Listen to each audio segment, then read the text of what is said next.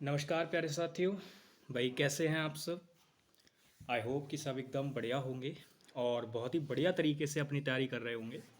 तो चलिए एक प्यारी सी क्लास की हम लोग शुरुआत करते हैं और बढ़िया तरीके से क्वेश्चंस को हम लोग करेंगे इस क्लास के अंदर। आपको ये बढ़िया तरीके से जो पहली क्लास हमने की है प्रेपोजिशन चैप्टर की वो आपने की होगी और उन 20 क्वेश्चंस का सॉल्यूशन जो है वो आपने अच्छे से सीखा होगा। सारी चीज़ें आपने अच्छे से समझी होंगी कि प्रेपोजिशन के क्वेश्चन को किस तरीके से अटेम्प्ट करना होता है। ठीक है भाई। चलिए तो अब हम उसी क्लास को आगे बढ़ाते हैं और किस क्वेश्चन नंबर 21 से हम लोग जो है आगे बढ़ेंगे। आज का ये पहला क्वेश्चन रहने वाला है। तो बिना टाइम वेस्ट किए क्लास को शुरू करते हैं। पहला क्वेश्चन आपके सामने है। बताइए इस क्वेश्चन का आंसर क्या होगा, कहाँ पर आपको गलती नजर आ रही है, ध्यान से देखकर बताइएगा। क्वेश्चन पढ़िए। कह रहा the governing board comprises of several distinguished personalities. अब आपके लिए 3 पार्ट बनाकर दे दिए गए हैं, 4 पार्ट, और आपसे कहा गया है बताइए इसमें अगर आपको एरर नजर आ रहा है तो एरर बताइए, वरना आप इसको नो एरर भी मार्क कर सकते हैं। ठीक है प्यारे भाई। अब देखो सारे के सारे एसएससी में पूछे गए क्वेश्चंस हैं, तो आप ये बताइए क्या मैंने आपको ऐसी चीजें पढ़ा रखी हैं। तो आप कहेंगे भैया जी आपने बिल्कुल पढ़ा रखा है। देखो क्वेश्चन में अगर आप बाकी चीजें देखोगे तो और कहीं आपको कोई गलती देखने को नहीं मिलेगी। गलती आपको देखने को मिलेगी इस वाले पार्ट के अंदर। अब आप कहेंगे भैया जी आपको कैसे पता गलती है। दोस्त मैंने आपको 2 वर्ब बताई थी। एक तो मैंने आपको बताई थी कंसिस्ट और एक मैंने आपको वर्ब बताई थी कंप्राइज। और मैंने कहा था कि इन दोनों वर्ब का ध्यान रखना। दोनों वर्ब का ध्यान रखने के लिए इसलिए कहा था क्योंकि इन दोनों का जो मीनिंग होता है वो सेम ही होता है। इसका मतलब इन दोनों ही वर्ब का जो मीनिंग होता है, कंसिस्ट है और कंप्राइज है, इन दोनों का ही मतलब होता है किसी चीज से मिलकर कोई चीज अगर बनती है तो उसके मीनिंग के लिए हम इन दो वर्ब को यूज करते हैं। लेकिन फिर दोनों में डिफरेंस क्या है। डिफरेंस बस छोटा सा है। जो आपकी कंसिस्ट होती है ये आपकी इंट्रांजिटिव वर्ब होती है। कैसी वर्ब होती है, इंट्रांजिटिव वर्ब। और जो कंप्राइज होती है ये आपकी ट्रांजिटिव वर्ब होती है। ये कैसी होती है, ट्रांजिटिव वर्ब होती है।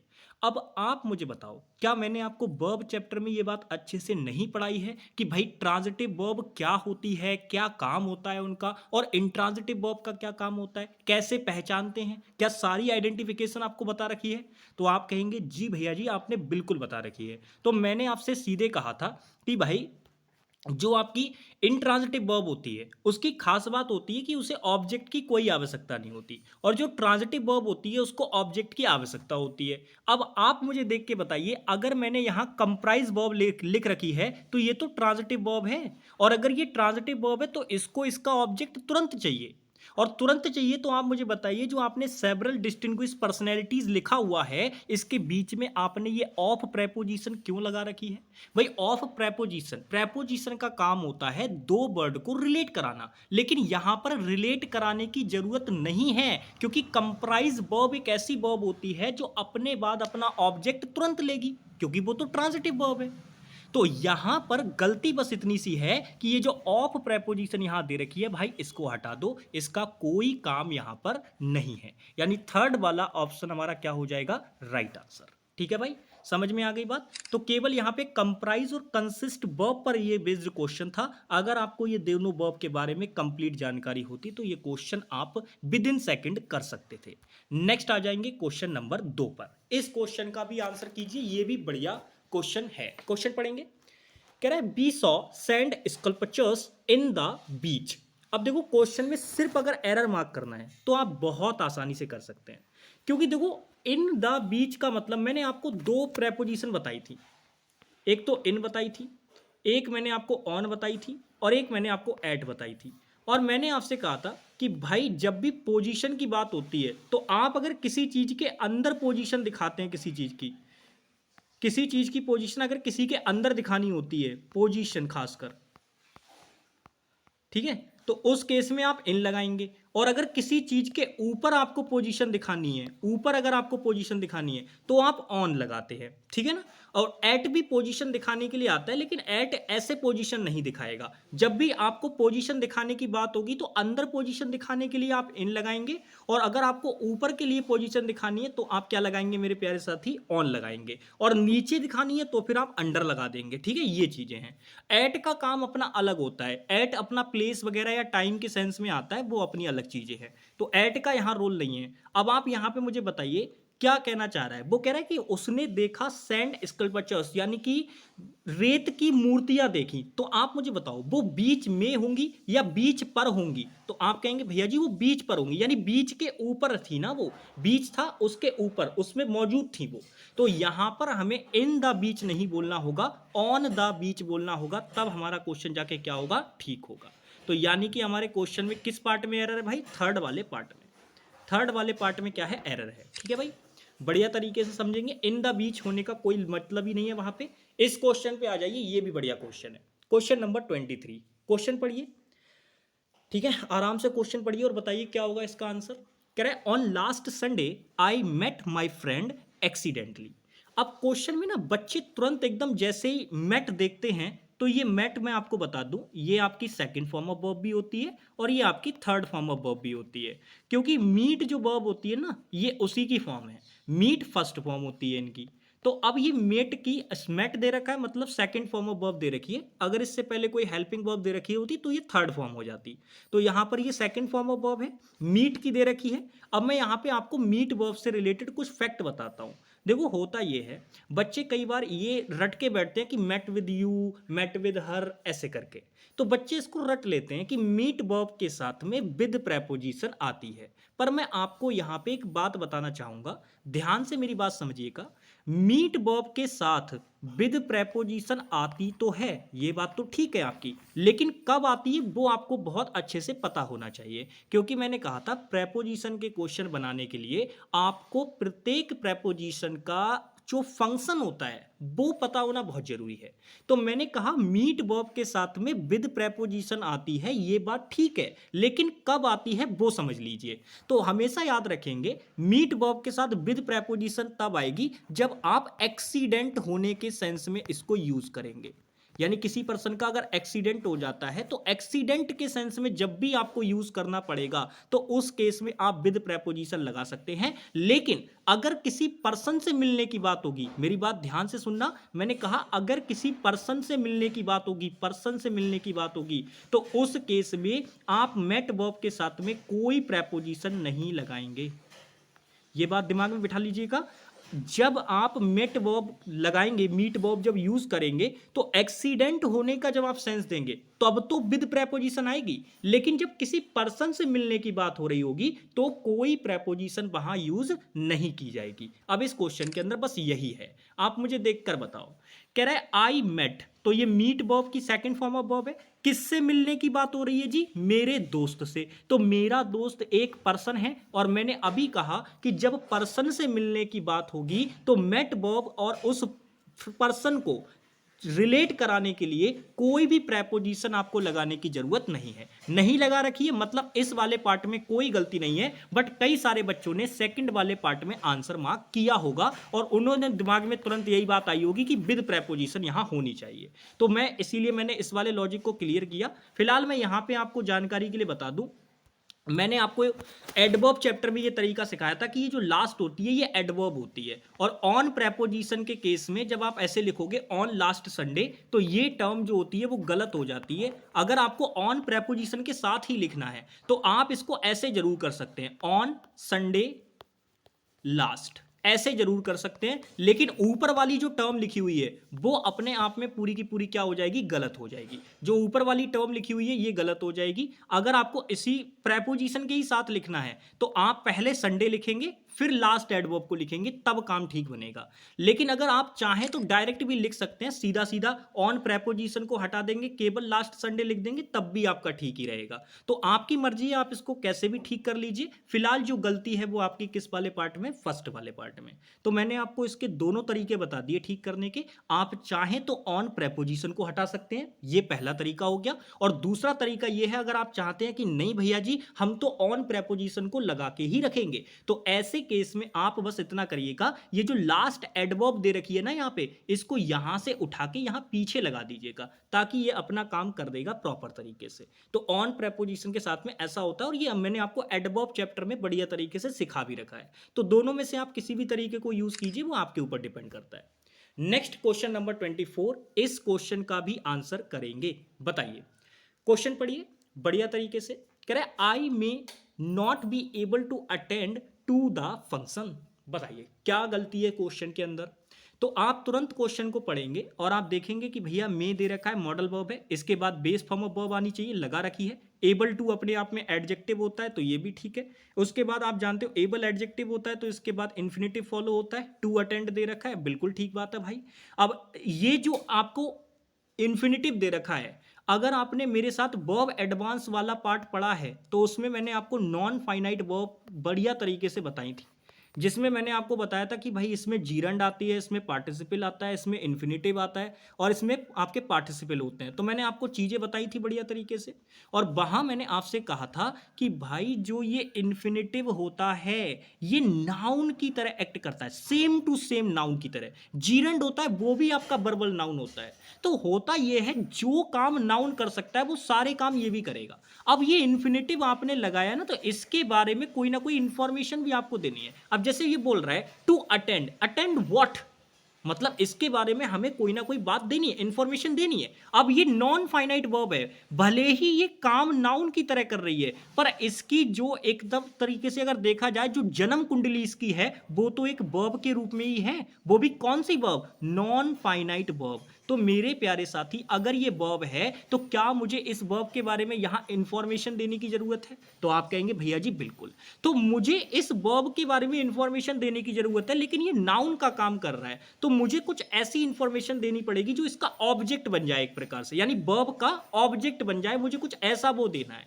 तो आप मुझे बताइए टू द फंक्शन, ये जो यहां पे दे रखा है, क्या मुझे इसका ऑब्जेक्ट डायरेक्ट देने की जरूरत है? क्योंकि आप जानते हो वर्ब जो होती हैं वो अपना ऑब्जेक्ट डायरेक्ट भी लेती है और नहीं भी लेती है कुछ वर्ब। लेकिन यहां पर जो ये इन्फिनेटिव होते हैं, ये बेसिकली इन्फिनेटिव हो गया और जीरंड हो गया, इनकी खास बात ये होती है कुछ तो ऐसे होते हैं जो डायरेक्ट ले लेते हैं, क्योंकि भाई बने तो वो वर्ब से ही मिलके हैं।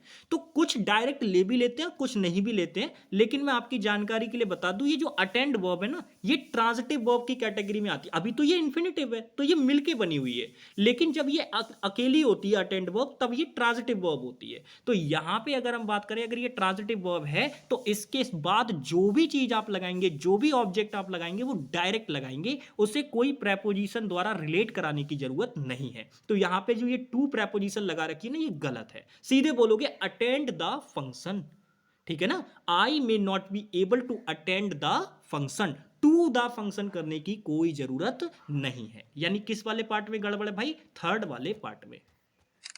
नेक्स्ट आ जाइए, ये रहा भाई बढ़िया क्वेश्चन, क्वेश्चन नंबर 25, इसका आंसर कीजिए। क्वेश्चन पढ़िए, कह रहे after his illness the parent was sick with life. अब देखो क्वेश्चन में यहां पे अगर आप नोटिस करोगे तो आपको एक सिक एडजेक्टिव दे रखा है। सिक का मतलब होता है बीमार पड़ना।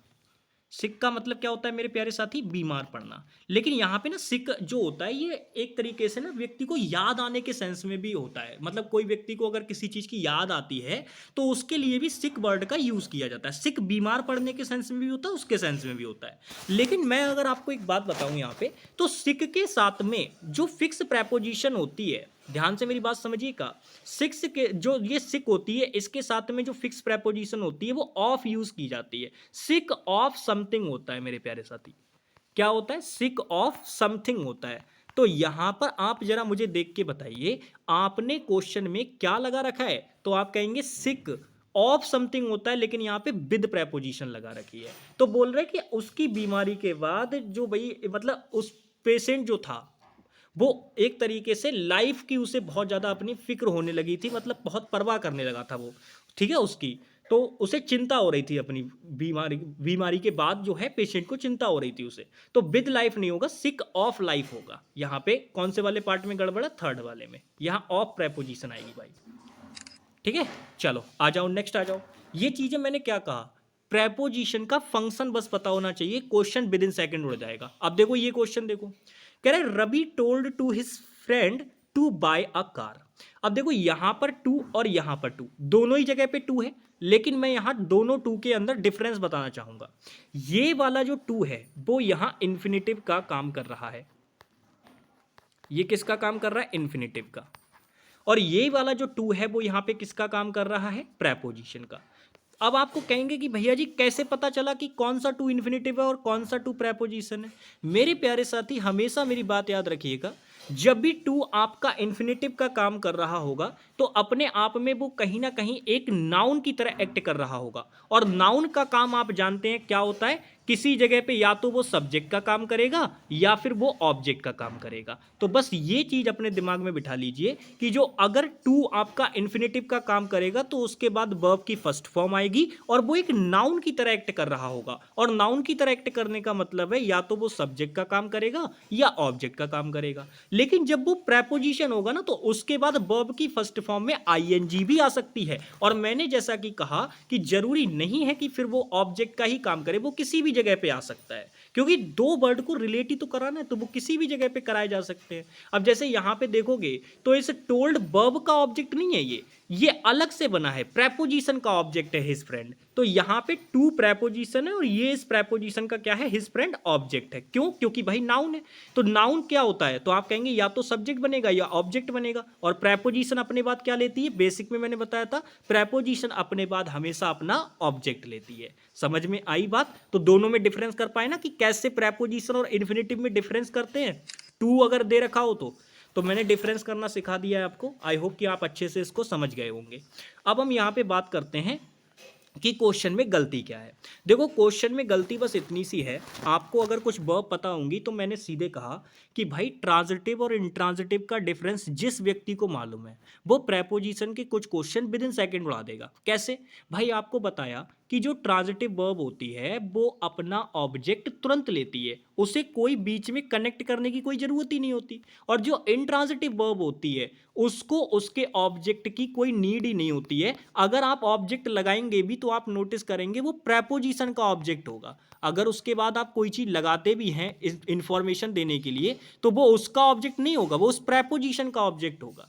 तो ट्रांजिटिव और इंट्रांजिटिव वर्ब के अंदर आपको डिफरेंस करना आना बहुत जरूरी है। अब यहीं पे ये जो क्वेश्चन है वो इसी कॉन्सेप्ट पे बेस्ड है। यहां पे आपको मैं बताऊं, ये जो टेल वर्ब होती है, ऐसे ही आपकी बैग वर्ब होती है, ऐसे ही अगर हम बात करें तो रिक्वेस्ट आपकी एक वर्ब होती है, ऐसे ही एडवाइस वर्ब होती है, काफी सारी वर्ब है आपकी। ठीक है, तो ये कुछ वर्ब मैंने यहाँ पे लिखी हुई हैं, हालांकि और भी होती है आपकी वर्ब, रिक्वेस्ट हो गई, टेल हो गई, बेग हो गई, एडवाइस हो गई, और भी वर्ब होती है। तो ये जो वर्ब है ना अपने आप में ये ट्रांजिटिव होती है। आप जब भी इनका यूज करोगे तो आपको इनके बाद जो ऑब्जेक्ट होगा वो डायरेक्ट लिखना होगा। भाई टेल बताया, किससे बताया, हुम, तो ऑब्जेक्ट यानी नाउन प्रोनाउन की मांग कर रहा है। बेग मांगा, किससे मांगा, बोल रहा है ना। रिक्वेस्ट, किससे रिक्वेस्ट की, एडवाइस, किससे एडवाइस दी, किसे एडवाइस दी, किसने एडवाइस दी, ये सारी चीजें। तो ये सारी की सारी जो वर्ब हैं ये अपने आप में ट्रांजिटिव वर्ब लिखी हुई हैं। और आप ये मान के चलिए कि इनके बाद जो ऑब्जेक्ट आएगा ना वो डायरेक्ट आएगा। लेकिन एग्जामिनर इनके बीच में गलती कराने के लिए पता है क्या करेगा, वो इनके बीच में गलती कराने के लिए हमेशा आपको टू प्रेपोजिशन लगा के देगा। आप कभी भी देखना, जब भी एग्जामिनर को गलती करानी होगी वो आपके लिए गलती कराने के लिए टू प्रेपोजिशन ही लगा के देगा और वो वहां नहीं आएगी, क्योंकि ये सभी की सभी ट्रांजिटिव वर्ब्स हैं। तो बस ये पॉइंट दिमाग में रखो। अब आप जरा मुझे देख के बताओ, ये भैया टोल्ड दे रखी है तो ये टेल की कौन सी फॉर्म है, सेकंड फॉर्म ऑफ वर्ब है, लेकिन है तो टेल की ही फॉर्म। तो मैंने अभी बताया कि ये तो ट्रांजिटिव वर्ब होती है और ट्रांजिटिव वर्ब अपना ऑब्जेक्ट डायरेक्ट लेती है। भाई प्रेपोजिशन की कोई आवश्यकता नहीं है यहां पे रिलेट कराने के लिए। तो ये जो टू प्रेपोजिशन आपने लगा रखी है ये गलत है, यानी सेकंड वाले पार्ट में क्या है, गलती है। ठीक है भाई, समझ गए बात को? आगे चलें। चलो बहुत बढ़िया। ये बताओ इस क्वेश्चन का आंसर क्या होगा भाई। क्वेश्चन पढ़िए, कह रहे he is junior than all his friends. तो आपको याद होगा मैंने आपको एडजेक्टिव चैप्टर में सीधे सीधे कुछ वर्ड्स बताए थे, सुपीरियर हो गया, जूनियर हो गया, ठीक है, इंटीरियर हो गया, एक्सटीरियर हो गया, प्रायर हो गया, प्रेफर हो गया। तो बहुत सारे वर्ड्स मैंने आपको बताए थे और मैंने कहा था कि ये वर्ड्स ऐसे होते हैं, ये लगता तो है कि ये कंपैरिजन कराने के लिए है, लेकिन असल में कंपैरिजन कराते नहीं है, ये नॉर्मल वर्ड्स होते हैं अपने आप में। इनको देखने पे लगता है कि ये एडजेक्टिव की कंपैरेटिव डिग्री है, बट ऐसा होता नहीं है। तो आपको इन वर्ड को देख के एग्जामिनर क्या करेगा, कंफ्यूज करने की कोशिश करेगा, ताकि आप इनको देखें और तुरंत वो पहचान लगा दे कि किसी वर्ड के लास्ट में IOR या ER होता है तो वो एडजेक्टिव की कंपैरेटिव डिग्री होती है और आप तुरंत उसके साथ देन कंपैरेटिव कंजंक्शन लगा दे। ये एग्जामिनर का पॉइंट ऑफ व्यू होता है। लेकिन मैंने आपको बहुत अच्छे से एक पॉइंट के अंदर बता दी हैं ये सारी की सारी बातें कि ये सारे के सारे वर्ड्स जो हैं वो कंपैरिजन कराने के लिए यूज नहीं होते, ये नॉर्मल वर्ड्स होते हैं आपके। जैसे आप समझो, दो व्यक्ति हैं, एक ही है और एक सी है। अब मान लो सी जो लड़की है वो इस ही से जूनियर है, तो क्या मैं ऐसा कह सकता हूं कि जो सी है वो ही से थोड़ी कम जूनियर है या ज्यादा जूनियर है? क्या मैं ऐसा कुछ कह सकता हूं? तो आप कहेंगे भैया जूनियर मतलब जूनियर है, कम या ज्यादा का तो कोई सेंस ही नहीं है, कोई मतलब ही नहीं है। तो बस मेरे भाई यही वाला पॉइंट ऑफ व्यू यहां पे है कि कम ज्यादा का इसमें कोई मतलब नहीं होता। अगर कोई व्यक्ति जूनियर है मतलब जूनियर है, अगर कोई व्यक्ति सीनियर है तो मतलब सीनियर है।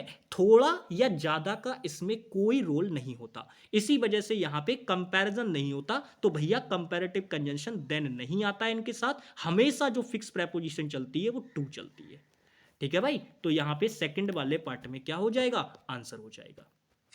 नेक्स्ट आगे चलते हैं, आ जाओ क्वेश्चन नंबर 28। अब इस क्वेश्चन में बताओ क्या कोई गलती है? क्वेश्चन पढ़ो, बिल्कुल पीछे वाले क्वेश्चन नंबर 27 के कॉन्सेप्ट पर ही बेस्ड है, अभी मैंने समझा भी दिया है। क्वेश्चन पढ़ो, कह रहा है Ram was senior to Sam in college. भाई राम जो है वो सैम से सीनियर है कॉलेज के अंदर। तो बिल्कुल ठीक बात है भाई, अभी बताया कि यहां पे अगर एग्जामिनर कंपैरेटिव कंजंक्शन देन लगा के दे देगा तो बात गलत हो जाएगी, क्योंकि अभी मैंने बताया सीनियर है तो बात खत्म, सीधे बोल दिया। अब सीनियर है, किससे सीनियर है? सैम से, तो हमें उसको रिलेट कराना पड़ेगा। तो रिलेट कराने के लिए हम क्या लगाते हैं? प्रेपोजिशन लगाते हैं जब भी हमें दो वर्ड को रिलेट कराना होता है। तो सीनियर टू सैम, ठीक है, ये बोलना पड़ेगा। यानी ये जो हमारा क्वेश्चन है वो कैसा है? नो एरर है, इसमें कोई गलती नहीं है। नेक्स्ट आ जाइए भाई, क्वेश्चन नंबर 29। इस क्वेश्चन का आंसर करो, ये भी बढ़िया क्वेश्चन है। अभी मैंने पहले ही सारी चीजें आपको बता दी है, आप मुझे बताइए क्या इस क्वेश्चन में कोई गलती आपको नजर आ रही है? क्वेश्चन पढ़ेंगे मेरे साथ। कह रहा है Christina's friend preferred her remedies over the doctors. भाई क्रिस्टीना की जो फ्रेंड थी उसने प्रेफर की हैं अपनी मेडिसिन। रेमेडीज का मतलब होता है बेसिकली जो इलाज वगैरह होता है या किसी चीज की क्योर होती है, क्योर मतलब इलाज, मेडिसिन वगैरह, उसी को बोल रहा है। तो वो उसने अपनी रेमेडीज जो है प्रेफर की हैं डॉक्टर की रेमेडीज के ऊपर। मतलब डॉक्टर की रेमेडीज को उसने बोला इनको साइड में रख दो, मेरा बताया इलाज दो, मेरा बताया हुआ। तो आप मुझे बताइए, मैंने अभी आपको नहीं बताया था भाई, मैंने प्रेफर वर्ड भी आपका इंक्लूड किया था और मैंने कहा था कि ये वर्ड भी इसी तरीके का होता है। अब इसमें भी आप देखोगे तो लास्ट में ईआर है, तो बच्चा इसको कंपैरिजन में समझने की कोशिश करता है। वो समझता है कि यार यहाँ पे भी ना कंपैरिजन होने की सेंस आ रही है, पर ऐसा नहीं होता। प्रेफर वर्ड यहाँ पे दे रखा है और प्रेफर के साथ में जो ओवर प्रेपोजिशन दे रखी है ये गलत है, क्योंकि मैंने अभी पीछे ही बता दी थी। प्रेफर हो गया, जूनियर हो गया, सीनियर हो गया, एक्सटीरियर हो गया, इंटीरियर हो गया, ये सारे के सारे वर्ड जब भी यूज होंगे ना, इंफीरियर वगैरह, तो ये सारे के सारे जो वर्ड होते हैं इनके साथ टू प्रेपोजिशन आती है रिलेट कराने के लिए। और कोई प्रेपोजिशन एग्जामिनर लगा दे भाई नहीं आएगी। तो यहां पे अगर हम बात करें टू प्रेपोजिशन आएगी, यानी थर्ड वाले पार्ट में क्या है? गलती है। नेक्स्ट आगे चलते हैं, ये रहा क्वेश्चन नंबर 30। इसका आंसर बताइए क्या होगा? क्वेश्चन पढ़िए, कह रहे he is good in mathematics but his friend isn't. वो कह रहे कि भाई वो तो मैथमेटिक्स में अच्छा है लेकिन उसका दोस्त अच्छा नहीं है। तो आपको मैं यहाँ पे एक छोटा सा कॉन्सेप्ट बताना चाहूंगा, हालांकि मैंने शायद एडजेक्टिव में आपको बताया भी होगा या कभी प्रैक्टिस के दौरान मैंने आपको जरूर ये कॉन्सेप्ट बताया होगा। मैंने कहा था ये जो गुड वर्ड होता है, कई बार हम हिंदी में इसका मीनिंग ऐसे निकाल लेते कि भाई वो इस चीज में अच्छा है, तो हम बोल देते he is good in something, he is good in this thing, ऐसे बोल देते हैं। तो वो इन प्रेपोजिशन बोलने में बहुत अच्छा लगता है, लेकिन आप जानकारी के लिए ये बात समझ लीजिए कि भाई जब आप ग्रामेटिकली चीजों को सही करने की बात करते हैं तो आपको गुड एट समथिंग बोलना होता है। गुड एट समथिंग, अगर कोई व्यक्ति किसी काम में अच्छा है या किसी चीज में अच्छा है तो हमें गुड एट समथिंग उस व्यक्ति को बोलना होता है। यानी जो आप इन प्रेपोजिशन लगाते रहते हो कि भाई he is good in this thing ऐसे करके, तो वो चीज गलत होती है, आपको एट प्रेपोजिशन लगानी होती है। इन प्रेपोजिशन एग्जामिनर अगर लगा के देगा तो बात क्या हो जाएगी? गलत हो जाएगी। तो मेरे प्यारे साथी यहां पे अगर हम बात करें गुड एट समथिंग होगा ना कि इन, तो किस पार्ट में गड़बड़ है भाई? सेकंड वाले पार्ट में। फंक्शन याद होगा तो आराम से क्वेश्चन कर लोगे, कोई दिक्कत नहीं आएगी भाई, बस फंक्शन याद होना चाहिए आपको। नेक्स्ट आ जाएंगे क्वेश्चन नंबर 31। बढ़िया क्वेश्चन है, क्वेश्चन पढ़िए, आराम से क्वेश्चन पढ़िए। कह रहा है ही वॉक्ड 10 माइल्स बाय फुट। अब यहां पे आपको एक ना फ्रेज याद रखनी पड़ेगी, यहां पे भाई आपको एक फ्रेज याद रखनी पड़ेगी। फ्रेज क्या होती है? फ्रेज ये होती है, जैसे क्वेश्चन है ही वॉक्ड 10 माइल्स बाय फुट, तो आप इसकी हिंदी निकालोगे तो फंस जाओगे। आपको लगेगा कि भाई वो 10 माइल चला, 10 मील चला, कैसे चला? बाय फुट यानी पैरों के द्वारा। तो आप इसकी हिंदी निकालोगे तो आपको बहुत अच्छा समझ में आएगा। बट आपको मैंने क्या कहा, आपको हिंदी से क्वेश्चन नहीं करना है, आपको कॉन्सेप्चुअली चीजें लेके चलनी है। तो मेरे प्यारे साथी, हमेशा जो फ्रेज होती है, एग्जामिनर आपको बाय फुट लिख के देगा, लेकिन ऐसा कुछ नहीं होता। बाय फुट नाम की फ्रेज नहीं होती है। कभी भी पैदल चलने के लिए जब आप फ्रेज यूज करेंगे, पैदल चलने के लिए, तो उस केस में जो आप फ्रेज यूज करेंगे वो एक ही होती है, और वो होती है ऑन फुट। कौन सी फ्रेज होती है प्यारे साथी? On foot. और इस पे क्वेश्चन पूछती रहती है एसएससी, इसीलिए मैंने आपको ये जो है बताया है। तो यहां बाय फुट दे रखा है, जो कि गलत हो जाएगा। ऑन फुट हमें यहां पे करना पड़ेगा। थर्ड पार्ट में क्या है? एरर है। छोटा क्वेश्चन है, लेकिन ऐसे क्वेश्चन एसएससी एमटीएस वगैरह में पूछे जाते हैं, तो इसीलिए मैंने आपको बता दिया। नेक्स्ट आ जाइए, ये क्वेश्चन भी बढ़िया है, क्वेश्चन नंबर 32। इसका आंसर करेंगे। क्वेश्चन पढ़िए, कह रहा है बिसाइड हिंदी सी न्यू बंगाली वेल। तो क्वेश्चन ये कह रहा है कि हिंदी के अलावा सी न्यू बंगाली वेल, यानी हिंदी के साथ साथ वो जो है बंगाली भी अच्छे से जानती है। यानी ये सी नाम की कोई लड़की है, ध्यान से मेरी बात समझिए, ये सी कोई लड़की है। अब इस क्वेश्चन की सेंस ऐसी है कि भैया सी जो है वो हिंदी तो जानती ही जानती है, उसके साथ साथ वो जो है वो बंगाली भी अच्छे से जानती है। कुछ इस प्रकार की सेंस देनी है।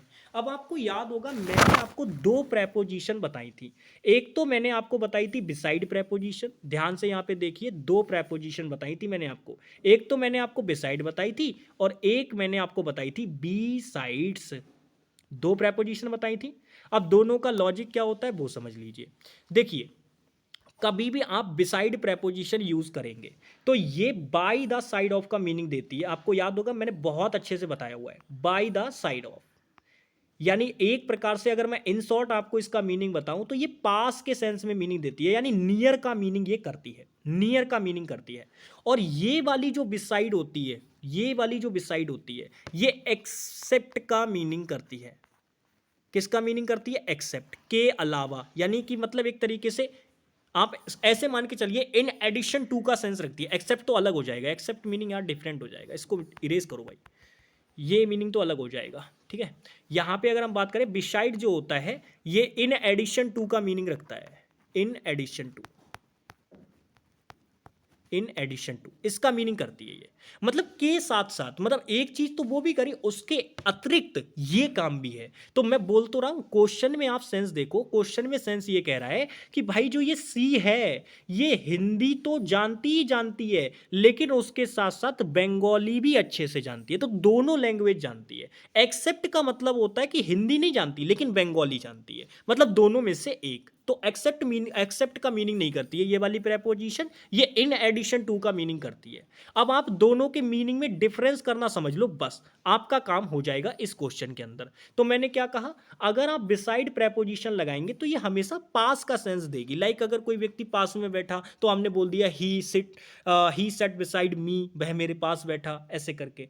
तो बिसाइड का मतलब आप बस इतना मान के चलिए कि ये पास के सेंस में यूज होता है। कोई व्यक्ति अगर आपके पास में बैठा है तो आप उसको हम जो है बिसाइड प्रेपोजिशन लगा देंगे। लेकिन अगर हमने बिसाइड्स लगाया तो वो किसके सेंस में आ जाएगा? इन एडिशन टू के सेंस में आ जाएगा, जिससे हम बोलते हैं के अतिरिक्त, के अतिरिक्त, ठीक है, इस प्रकार से। तो बिसाइड और बिसाइड्स में डिफरेंस पता होना चाहिए। यहां पर हमें नियर का सेंस नहीं देना है, यहां हमें सेंस देना है के अतिरिक्त का। यानी कि हमें यहां पे बताना है कि भाई वो हिंदी तो जानती जानती है, लेकिन उसके साथ बंगाली भी अच्छे से जानती है। तो के अतिरिक्त का अगर सेंस देना है तो ये वाला बिसाइड नहीं आएगा, ये वाला बिसाइड्स आएगा, ठीक है, ये वाला। तो किस वाले पार्ट में गड़बड़ है? पहले वाले पार्ट में। नेक्स्ट आगे चलते हैं। ये रहा क्वेश्चन नंबर 33। इसका आंसर बताओ क्या होगा। क्वेश्चन पढ़ो, the chief guest entered into the room. अब यहां पर अगर आप देखोगे तो ये क्वेश्चन जो है वो वर्ड विद नो प्रेपोजिशन का है। आपको कॉन्सेप्ट हमने बताए थे, हमने कहा था कि जो प्रेपोजिशन होती है वो दो लेवल पे पढ़ी जाती हैं, एक तो एकेडमिक लेवल पे और एक मेरे प्यारे साथी कॉम्पिटेटिव लेवल पे। तो हमने वहां पे आपको बताया था कि वर्ड विद फिक्स प्रेपोजिशन होता है, वर्ड विद नो प्रेपोजिशन होता है, और एक होता है वर्ड विद डिफरेंट प्रेपोजिशन। तो हमने तीनों टाइप आपको बताए थे। एक तो हमने प्रोवाइड ही करा दिया था फिक्स प्रेपोजिशन की सीट आपको, और दो हमने आपको कराए थे क्लास के अंदर। तो वहीं पे हमने ये चीज आपको बताई थी। अब आप यहाँ पे देखो, हम एंटर वर्ब के बारे में ना आपको कंप्लीट बता देते हैं यहाँ पे क्या होता है। देखो, एंटर जो वर्ब होती है इसका मतलब होता है किसी जगह पे प्रवेश करना। क्या मतलब होता है इसका? किसी जगह पे प्रवेश करना, ठीक है, ये इसका मीनिंग होता है। अब आप यहाँ पे ये समझ लो, एंटर जो होता है इसका जो मीनिंग होता है वो बराबर होता है कम इनटू के। इसका जो मीनिंग होता है वो बराबर होता है किसके? कम इनटू के। तो आप ये मान के चलिए, कभी भी आपको एंटर लगाना हो तो एग्जामिनर इसके साथ में जो इनटू प्रेपोजिशन लगा के देगा, इनटू प्रेपोजिशन लगा के देगा, वो एक केस में सही भी हो जाएगी और एक केस में गलत भी होगी। तो कब सही होगी कब गलत होगी वो मैं आपको बताता हूं। आप मेरी बात एक बस इतनी सी ध्यान रख लीजिए, कभी भी आप किसी जगह पे फिजिकली एंटर होंगे, ध्यान से मेरी बात समझिए, कभी भी आप किसी जगह पे फिजिकली एंटर होंगे तो मेरे प्यारे साथी वहां आप इनटू जो है वो नहीं लगा सकते। लेकिन कभी किसी जगह पे आप अब्स्ट्रैक्ट मैनर में एंटर होंगे। अब्स्ट्रैक्ट मैनर का मतलब समझते हो? अब्स्ट्रैक्ट मैनर का मतलब होता है लाइक जैसे किसी डील में आप एंटर कर रहे हो, किसी व्यापार में आप एंटर कर रहे हो, या एरा युग में आप एंटर कर रहे हो, तो उसमें एंट्री के सेंस में आप एंटर वर्ब के साथ में इनटू प्रेपोजिशन लगा सकते हैं, तब कोई गलती नहीं होगी। लेकिन मैंने आपको एंटर के बारे में पूरी जानकारी इसलिए दी क्योंकि मोस्ट ऑफ द केस में जो एंटर से क्वेश्चन बनता है वो फिजिकली मूवमेंट वाला ही एग्जामिनर बनाता है, और फिजिकल मूवमेंट के सेंस में एंटर जो होता है वो बराबर होता है कम इनटू के। तो आपको इसमें इनटू प्रेपोजिशन लगानी नहीं होती क्योंकि उसकी सेंस ऑलरेडी उसके मीनिंग के अंदर इंक्लूडेड होती है। बस इतनी बात। अब आप मुझे बताइए, जो भाई चीफ गेस्ट है अगर उसने रूम में प्रवेश किया होगा तो आप मुझे बताइए, चीफ गेस्ट रूम में प्रवेश करेगा तो फिजिकली करेगा या एब्स्ट्रैक्ट मैनर में करेगा कि भाई चीफ गेस्ट हवा के साथ आए घुस गए पता भी नहीं चला? ऐसा तो नहीं होगा ना। चीफ गेस्ट जब रूम में एंटर करेगा तो फिजिकली तो करेगा ना, उसकी बॉडी रूम के अंदर आएगी ना, तो फिजिकली एंटर हो गया। अगर फिजिकली एंटर हो गया तो वहां पे आप इनटू प्रेपोजिशन उसके साथ नहीं लगा सकते, फिर वो सुपरफ्लुअस हो जाएगा, ठीक है ना। हाँ, यहां पे ये बात दिमाग में रखें कि जो ये एंटर है इसका मीनिंग यहां पे किसके सेंस में है? केम इनटू के सेंस में, क्योंकि एंटर सेकंड फॉर्म है तो केम इनटू के सेंस में ये इसका मीनिंग है। बस इनटू प्रेपोजिशन जो वहां लगा रखी है वो गलत हो जाएगी। अगर उसकी जगह पे आप रिप्लेस करना चाहते थे पूरे को तो केम इनटू लगा सकते थे, काम आपका फिर भी ठीक हो जाता। तो सेकंड वाला पार्ट हमारा क्या हो जाएगा? आंसर हो जाएगा। ठीक है भाई, आ जाओ नेक्स्ट क्वेश्चन। क्वेश्चन नंबर 34 करेंगे, इसका आंसर क्या होगा बताइए। क्वेश्चन पढ़िए। कह रहे at his return be asked him many question. देखो, कभी भी मैंने कहा आपसे, जब भी ओकेजन वगैरह की बात हो, यानी किसी चीज के अवसर पे या कोई मौका वगैरह होता है, ओकेजन वगैरह, तो उस केस में ना सीधे फ्रेज काम करती है ऑन के साथ में, एट के साथ में फ्रेज नहीं बनती। तो ओकेजन की बात हो रही है कि उसके लौटने पर हमने उससे बहुत सारे क्वेश्चन पूछे, तो ओकेजन की बात हो रही है, तो इसी वजह से यहाँ एट प्रेपोजिशन नहीं आएगी, ऑन आएगी। तो कभी भी ओकेजन वगैरह की बात होती है तो वहां ऑन प्रेपोजिशन चलती है। एट लगा देते हैं, एट अच्छा लगता है कि उसके वापस आने पर हमने ऐसा किया वैसा किया, तो वो अच्छा लगता है, लेकिन असल में ओकेजन के सेंस में कौन सी प्रेपोजिशन आती है? ऑन। तो फर्स्ट वाले पार्ट में एरर हो जाएगा। नेक्स्ट आ जाएंगे, ये रहा क्वेश्चन नंबर 36। इसका आंसर बताओ क्या होगा। क्वेश्चन पढ़ो। कह रहे scarcely had it stopped raining when I started to my college. अब क्वेश्चन में मेरी बात ध्यान से समझेंगे मेरे प्यारे साथी। देखो, वैसे चाहे कोई भी वर्ब आपको दे रखी हो, ध्यान से समझिएगा, गो हो गया, कम हो गया, कोई भी वर्ब आपको दे रखी हो, इनके सभी के साथ में हम लोग क्या कह देते हैं? टू या फिर इन प्रेपोजिशन, कॉन्टेक्स्ट के अकॉर्डिंग जिसकी हमें जरूरत होती है वो हम लगा देते हैं। समझ में आ गई बात? लेकिन आप ये बात दिमाग में, ये कॉन्सेप्ट मैंने आपको बताया हुआ भी है और आपको मैं फिर से बता रहा हूं, कभी भी आपको स्टार्ट या फिर लीव वर्ब दिखाई दे, अब इसकी फॉर्म चेंज भी हो सकती है, स्टार्टेड भी हो सकता है, लेफ्ट भी हो सकता है।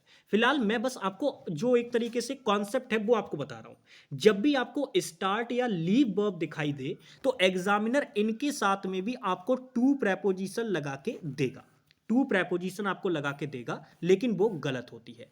इन दोनों ही वर्ब के साथ जो प्रेपोजिशन फॉलो की जाती है वो फॉर प्रेपोजिशन फॉलो की जाती है। ये बात आप दिमाग में बिठा लीजिए। टू लगा के देगा, आपको बहुत अच्छा लगेगा देखने में, लेकिन मैंने क्या कहा, आप फॉर प्रेपोजिशन लगाएंगे स्टार्ट और लीव के साथ में, ये ग्रामेटिकली कॉन्सेप्ट होता है। तो आप मुझे जरा क्वेश्चन में देख के बताइए, अगर नॉर्मली कोई बच्चा इस क्वेश्चन को चेक करेगा तो वो तो कहेगा भैया क्वेश्चन नो एरर है, उसको कोई गलती नहीं मिलेगी, क्योंकि वो पढ़ेगा when I started to my college. लेकिन टू माई कॉलेज नहीं होगा, क्योंकि भाई यहां पे स्टार्टेड वर्ब दे रखी है, और स्टार्टेड के लिए मैंने अभी क्या बताया, कौन सी प्रेपोजिशन आती है, तो आप तुरंत बताएंगे कि भैया जी फॉर प्रेपोजिशन आती है। तो स्टार्टेड फॉर माई कॉलेज होगा, यानी थर्ड वाले पार्ट में। अब मैं जानता हूं कई बच्चों के दिमाग में ये पॉइंट तुरंत आएगा कि भैया जी अब जो है ना वो पढ़ने में अच्छा नहीं लग रहा है। अरे भाई, पढ़ने में अच्छा नहीं लग रहा है इससे फर्क नहीं पड़ता, फर्क इससे पड़ता है कि ग्रामेटिकली कॉन्सेप्ट आपने अप्लाई किया है या नहीं। कई सारी चीजें ऐसी होती हैं जो बोलने में तो बहुत अच्छी लगती हैं, लेकिन ग्रामेटिकली उसमें कुछ फॉलो ही नहीं होता। क्या करोगे ऐसे में बताओ? आपको पेपर में ग्रामेटिकली कॉन्सेप्ट फॉलो करने पे नंबर मिलेगा, या जो पढ़ने में अच्छा लग रहा है उस पे नंबर मिलेगा? कॉन्सेप्ट फॉलो करने पे। तो इसीलिए बढ़िया तरीके से इस पे ध्यान दो, कॉन्सेप्चुअली चीजों को समझो। नेक्स्ट आ जाओ, क्वेश्चन नंबर 37, इसका आंसर करो भाई, क्या होगा? क्वेश्चन पढ़ेंगे, कह रहे how is Surendra going with his work. अब देखो क्वेश्चन में अगर मैं बात करूं, यहां पे एक जो प्रेपोजिशन है उसको स्किप कर दिया है, क्योंकि यहां पे अगर हम बात करें इज गोइंग का मतलब है कि भाई कैसा चल रहा है सुरेंद्र अपने काम के साथ, कैसा कर रहा है, कैसा कर रहा है अपना काम, वो ये पूछना चाह रहा है, एक प्रकार से क्वेश्चन पूछ रहा है। तो यहां पे अगर हम बात करें विद इज वर्क, ये तो अपने आप में ठीक है, इसमें कोई गड़बड़ नहीं है। बस गोइंग के साथ में अगर एक प्रेपोजिशन और लगा देता तो परफेक्ट मीनिंग बन जाता। गोइंग ऑन का मतलब होता है किसी चीज की क्वांटिटी को दिखाना कि वो चीज कैसे चल रही, कैसे हो रही है, वो चीज कैसे कर रहा है सुरेंद्र। तो उसके लिए क्या होता है कि गोइंग के साथ में एक और प्रेपोजिशन ऐड करनी पड़ती है, जो कि यहां पे स्किप कर दी गई है, और वो होती है गोइंग ऑन। हम बोलते हैं ना व्हाट्स गोइंग ऑन, कैसा चल रहा है, व्हाट्स गोइंग ऑन, ऐसे बोलते हैं ना, वही वाली बात यहां पे है। तो यहां बस एक चीज और है, वो ऑन प्रेपोजिशन आपको लगानी थी, लेकिन एग्जामिनर ने स्किप कर दी। और आपको पता है एग्जामिनर ने स्किप क्यों की? स्किप इसलिए की है क्योंकि वो यहां ऑन लगाएगा तो बच्चा तुरंत कंफ्यूज हो जाएगा कि और भैया जी यहां पे ऑन कैसे लग गया, विद प्रेपोजिशन भी तो पहले से है, तो प्रेपोजिशन प्रेपोजिशन कैसे आ जाएगी? मेरे भाई मेरे दोस्त, ये फ्रेजल वर्ब है, going on. What's going on, क्या चल रहा है, फ्रेजल वर्ब। समझे, समझ गए बात को? ये दिमाग में समझो थोड़ा सा, ये इसके साथ में फिक्स होती है। गोइंग ऑन, गोइंग ऑन का मतलब होता है कैसा चल रहा है, वही सेंस देना है कि भाई सुरेंद्र अपने काम के साथ कैसा कर रहा है, कैसा चल रहा है उसका, ऐसे पूछना चाह रहा है। तो गोइंग ऑन प्रेपोजिशन यहां पे ऐड करनी पड़ेगी, फ्रेजल वर्ब कंप्लीट नहीं है, यहां इनकंप्लीट दे रखी है। तो इसीलिए किस पार्ट में गड़बड़ है? सेकंड वाले में। नेक्स्ट आ जाओ, ये रहा क्वेश्चन नंबर 38, इसका आंसर करो भाई, क्या होगा? क्वेश्चन पढ़ेंगे, कह रहे when she knocked the door I said to her come in. भाई जैसे ही उसने दरवाजा खटखटाया तो मैंने उससे कहा कि भाई अंदर आ जाओ, कुछ इस प्रकार से। अब देखो यहां पे अगर हम बात करें से वर्ब जो होती है, इसके साथ में भी बच्चा ना इसको टेल से एक तरीके से कंपेयर करने लगता है। तो उसे ये लगता है कि भाई जैसे टेल के साथ टू प्रेपोजिशन नहीं आती, ऐसे ही से के साथ भी टू प्रेपोजिशन नहीं आती होगी। भाई गलत हो जाओगे। याद रखना से और टेल दोनों ही वर्ब अपने आप में डिफरेंट है। से जो होती है वो इंट्रांजिटिव वर्ब होती है, और टेल जो होती है वो ट्रांजिटिव वर्ब होती है। तो दोनों में जमीन आसमान का अंतर है। अगर ये इंट्रांजिटिव वर्ब है तो इसके बाद ऑब्जेक्ट अगर आप लगाओगे ना तो वो डायरेक्ट इसका नहीं होगा, आपको इन दोनों को रिलेट कराना होगा। और मैंने कहा था जब एक वर्ड को दूसरे वर्ड से रिलेट कराना होता है तो जो हम बीच में वर्ड लगाते हैं वो अपने आप में प्रेपोजिशन होता है। और वो प्रेपोजिशन कौन सी आती है इनके लिए? टू प्रेपोजिशन आती है। तो सैड टू हर होगा, कभी भी सैड हर डायरेक्ट कर दे तो गलत हो जाएगा भाई, ध्यान रखना ये चीज को। अब यहां पे क्वेश्चन में गलती क्या है वो समझ लेते हैं। यहां पे एक वर्ब आपको दी गई है नॉक। कौन सी वर्ब दी गई है? नॉक। देखो नॉक जो वर्ब होती है इसका मतलब होता है खटखटाना, ठीक है। अब नॉक अगर बच्चा सीधे सीधे ऐसे देखेगा कि भाई नॉक का मतलब है खटखटाना, तो किसे खटखटाया? दरवाजे को खटखटाया। तो यहां पे बच्चा इसको ट्रांजिटिव समझने की गलती करेगा, बट ये ट्रांजिटिव वर्ब नहीं है। अगर मैंने बोला आई नॉक्ड, मैंने खटखटाया था, तो तुरंत आपके दिमाग में इमेज बन जाएगी कि भाई खटखटाया तो जाहिर सी बात है दरवाजा खटखटाने की बात हो रही होगी। तो इसका ना मीनिंग अपने आप में कंप्लीट आ जाता है। और मैंने कहा जब कुछ वर्ब ऐसी होती है जो अपना मीनिंग कंप्लीट कर लेती है केवल वर्ब के साथ में, उनको ऑब्जेक्ट की जरूरत ही नहीं होती, तो वो इंट्रांजिटिव वर्ब होती है। अब यहां पे इसका मीनिंग कंप्लीट है। मैंने कहा आई नॉक्ड, मैंने खटखटाया था, आई नॉक्ड, तो यहां पे ये मीनिंग कंप्लीट हो गया। और मीनिंग कंप्लीट हो गया तो इस वर्ब को आपकी ऑब्जेक्ट की जरूरत ही नहीं है। और अगर इस वर्ब को ऑब्जेक्ट की जरूरत नहीं है तो मेरे प्यारे साथी ये जो वर्ब है वो इंट्रांजिटिव कैटेगरी की हो जाएगी। और इंट्रांजिटिव कैटेगरी की हो जाएगी तो आप मुझे बताइए क्या इसके बाद जो आपने ये द डोर जो ऑब्जेक्ट लगा रखा है ये डायरेक्ट आ सकता है? भाई ये तो इंट्रांजिटिव वर्ब है और इंट्रांजिटिव वर्ब अपने बाद अपना ऑब्जेक्ट डायरेक्ट नहीं लेती हैं। तो यहां पर तो डायरेक्ट दे रखा है तो गलत हो गया। अब नॉक के साथ में मैं कौन सी प्रेपोजिशन लगाऊं, ऑन लगाऊं या एट लगाऊं? अब ध्यान से मेरी बात समझना, ये है दरवाजा, ये क्या है? दरवाजा है। ठीक है, ध्यान से मेरी बात समझना, ये आपका दरवाजा है। ठीक है, इस प्रकार से, और ये इस प्रकार से क्या है, अभी बंद है मान लो। अब अगर मैंने कहा कि भाई मैं जो है वो नॉक किया दरवाजे पे, अब आपके दिमाग में तुरंत आ रहा होगा कि भैया जी अगर दरवाजे पर नॉक करने की बात हो रही है तो या तो मैं एट प्रेपोजिशन लगा सकता हूं या मैं ऑन प्रेपोजिशन लगा सकता हूं, लेकिन दोनों में से कौन सी लगाऊं? तो आप ये बात याद रखिए, मैंने कहा था कि ऑन प्रेपोजिशन जो होती है वो किसी चीज की पोजीशन बताने के लिए आती है, किसी ऑब्जेक्ट की, किसी चीज की पोजीशन बताने के लिए आती है, वो भी ऊपर के सेंस में। तो अगर आपने नॉक ऑन द डोर बोला तो मेरे प्यारे साथी फिर नॉक पता है आप कहां कर रहे होंगे? ये दरवाजे का जो ऊपरी हिस्सा है इस पर, और इस पर तो कोई नॉक नहीं करता भाई। इतने ऊपर जाके भाई दरवाजे के बिल्कुल ऊपरी हिस्से पे नॉक करते हो, मुझे बताओ जरा। तो आप कहेंगे नहीं भैया जी, तो ऑन प्रेपोजिशन अगर लगाओगे तो पोजीशन यहां हो जाएगी आपके नॉक करने की, तो ये तो गलत हो गया। तो पोजीशन कहां होनी चाहिए? तो आप कहेंगे भैया जी ज्यादा से ज्यादा जो नॉक करते हैं लोग वो दरवाजों के बीचे बीच वाले हिस्से पे करते हैं ताकि आराम से नॉक कर पाए। अब आप बताओ, आप पूरा हाथ ऐसे ऊपर करके फिर नॉक करोगे क्या? आप अपने आप को आराम दोगे ना, आराम वाली जगह पे नॉक करोगे। तो मोस्टली पर्सन जो होते हैं वो नॉक करते हैं यहाँ पे, इस जगह पे, और ये दरवाजे के ऊपर वाली पोजीशन नहीं है, ये आराम से वो जगह है जहां पे आप परफेक्ट नॉक करेंगे। तो यहां पे इस पोजीशन पे नॉक करने के लिए आप क्या बोलेंगे? एट प्रेपोजिशन लगाएंगे। तो यहां पे नॉक एट द डोर होगा, और एट द डोर का मतलब होता है कोई फिक्स थोड़ी ना यहीं पे करोगे, आप थोड़ा सा इससे ऊपर भी कर सकते हो, इससे नीचे भी कर सकते हो, तो पूरे दरवाजे पे आप कहीं भी कर सकते हो, लेकिन दरवाजे के बिल्कुल ऊपरी हिस्से पे नहीं होगा। और वो ऊपरी हिस्से पे उसकी पोजीशन हो जाएगी ऑब्जेक्ट की, इस वजह से ऑन प्रेपोजिशन नहीं आएगी इसके साथ। बाकी पूरे दरवाजे पे आप कहीं भी नॉक कर सकते हो। ठीक है, बाकी पूरे दरवाजे पे आप कहीं भी नॉक कर सकते हो, इसी वजह से एट प्रेपोजिशन यूज किया गया है यहाँ पे। ठीक है ना, समझ में आ गई बात? तो भाई यहाँ पे जो है कौन सा आएगा? एट प्रेपोजिशन आएगी, यानी किस वाले पार्ट में गड़बड़ है भाई? फर्स्ट वाले पार्ट में। नेक्स्ट आगे चलते हैं, ये क्वेश्चन नंबर 38 हो गया। 39 वाले क्वेश्चन पे आते हैं भाई। क्वेश्चन का आंसर करो। कह रहे the month of January takes its name of the Roman god Janus. भाई रोमन गॉड जेनस थे, उनके नाम से लिया गया है जनवरी महीने का नाम। कुछ इस प्रकार से बात की गई है। अब क्वेश्चन में अगर हम बात करें, किसी के कहीं से कोई चीज ली जाती है, दैट मीन्स कि आपने वहां से वो चीज ग्रैब कर ली, पा ली वहां से।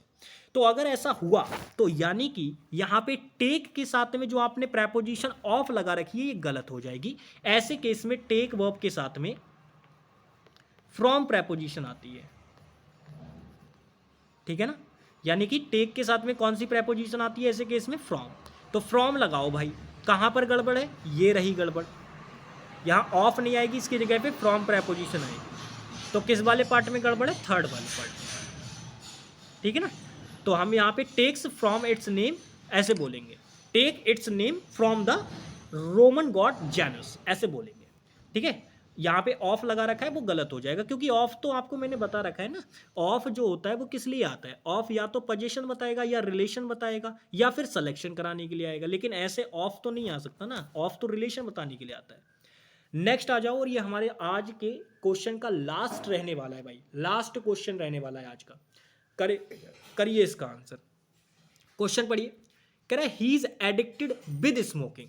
देखो यहां पे अगर आप नोटिस करोगे तो एडिक्टेड, अब यहां पे देखो एडिक्ट वैसे कायदे में एक वर्ब होता है जिसका मतलब होता है आदी होना, लेकिन ये वर्ब अपने आप में स्टेट को दिखाती है, तो इस पे कॉन्टिन्यूअस प्रोसेस हम यूज नहीं करते। अब इसको यहाँ पे थर्ड फॉर्म में यूज किया गया है, तो ये मत समझना कि यहाँ पे ये थर्ड फॉर्म के रूप में यूज किया गया है तो ये पैसिव सेंस बन गई, गलत। यहां ये थर्ड फॉर्म के रूप में यूज की गई है और यहां ये पार्टिसिपल का काम कर रही है, और पार्टिसिपल का काम कर रही है तो आप ये मान के चलो यहां ये वर्ब के सेंस में है ही नहीं, यहां पर ये जो है वो एडजेक्टिव का काम कर रही है। किसका काम कर रही है? एडजेक्टिव का। ये थर्ड फॉर्म यहां एडजेक्टिव का काम कर रही है प्यारे साथी। तो यहां पे हम बोल रहे हैं ही इज एडिक्टेड। अब याद रखना, एडिक्ट जो वर्ब होता है, एडिक्ट जो वर्ड होता है, इसकी खास बात ये होती है कि यहाँ पे हम जब भी किसी चीज़ के आदी होते हैं तो हमें बताना होता है उसका एक तरीके से उसको रिलेट कराना होता है अपने साथ में। रिलेट मतलब रिलेशन बताना है कि भाई किस चीज़ से एडिक्ट हो। तो विद प्रेपोजिशन रिलेट कराने के लिए यहाँ पे लगा रखी है, लेकिन वो गलत है, वो प्रेपोजिशन गलत है। एडिक्ट के साथ हमेशा फिक्स प्रेपोजिशन जो आती है वो ऑफ आती है प्यारे साथी, पर आपको हमेशा मीनिंग के अकॉर्डिंग एग्जामिनर क्या लगा के देगा, विद लगा के देगा, तो वो गलत हो जाएगी। आपको ऑफ प्रेपोजिशन यहां पे लगानी होगी। तो एडिक्ट ऑफ समथिंग होता है, एडिक्ट ऑफ समथिंग होता है प्यारे साथी। तो क्वेश्चन क्या बनेगा इसका right answer, he is addicted of smoking, ना कि विद स्मोकिंग। तो किस वाले पार्ट में गड़बड़ है भाई, थर्ड वाले पार्ट में। थर्ड वाले पार्ट में क्या हो जाएगी, गड़बड़ हो जाएगी। तो आज के भैया 40 क्वेश्चन होते हैं फिनिश। आई होप कि आपने बढ़िया तरीके से सारी चीज़ों को सीखा होगा। और मैं आपको बता दूं ये चैप्टर ऐसा है, और यही चैप्टर नहीं, इंग्लिश के अंदर अगर आपको नियम मालूम है, आपको कॉन्सेप्ट अच्छी तरीके से पता है, तो आप विद इन सेकेंड क्वेश्चन को उड़ा देंगे। ठीक है मेरे प्यारे साथी, चलिए तो मिलते हैं आप लोगों से नेक्स्ट क्लास में। तब तक के लिए बाय बाय, टेक केयर, जय हिंद प्यारे साथी।